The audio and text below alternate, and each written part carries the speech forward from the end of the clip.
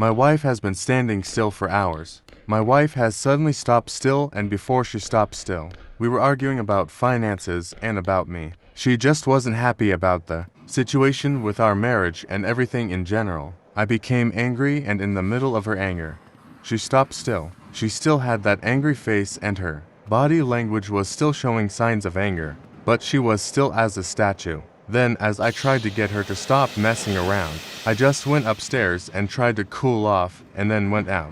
Then my eldest teenager called me to say that wife is still standing still. I came home to find my wife still standing still, and my eldest was also confused. I tried to calm my daughter down, and it must have been 5 hours at this point that my wife has been standing still. It didn't make sense at all, and I tried annoyingly tell my wife to snap it out. Nothing came back, and I wanted her to shout at me and tell me that I am useless. Something isn't right. My eldest daughter started to cry and shout at her mother to stop whatever she was doing.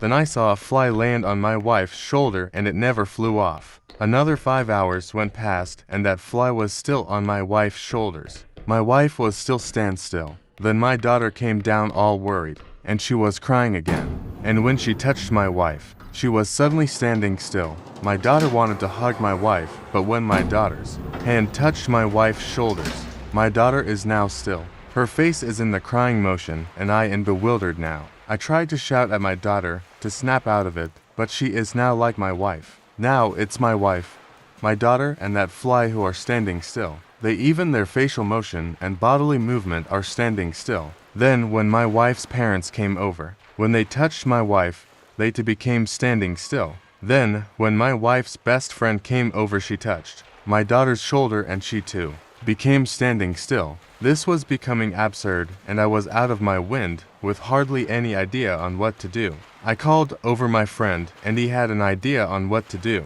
He told me to get out for a couple of minutes. Then I heard chainsaw, and my friend chainsawed my daughter's hand, and then my daughter was moving, and as well as my wife's best friend. My daughter was screaming in pain, but her chopped off hand was still attached to my wife.